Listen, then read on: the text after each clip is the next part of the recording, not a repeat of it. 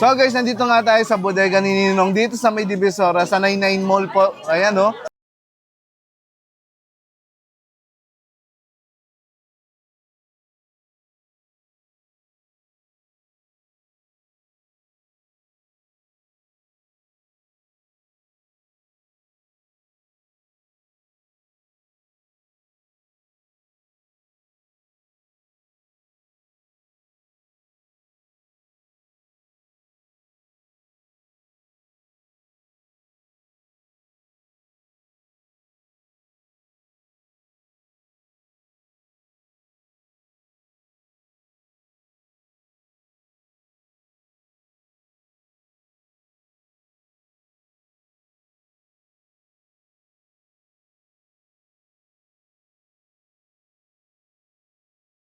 Naka-trending na bodega sa balat ng lupa. Bodega ni Ninong guys, napakadaling hanapin. Ayan. Kung naghahanap kayo ng mga murang gadgets para sa inyong mga anak, sa inyong sarili, sa inyong magulang, lahat po yan ay nandito.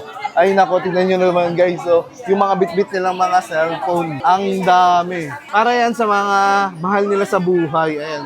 Kasi dito guys, bagsak presyo talaga. Ayan, bodega ni Ninong. Pasilio D17 po. Napakadaling hanapin. Ground floor lang po ito ha. Hindi na kayo aakyat. Bodega ni Ninong guys ha. Naki-MJS na sila. Kasi naman dito, ay nako, budget friendly lang talaga lahat. Paskong Pasko sa bodega ni Ninong guys. Ay nako, yung mga staff nila dito.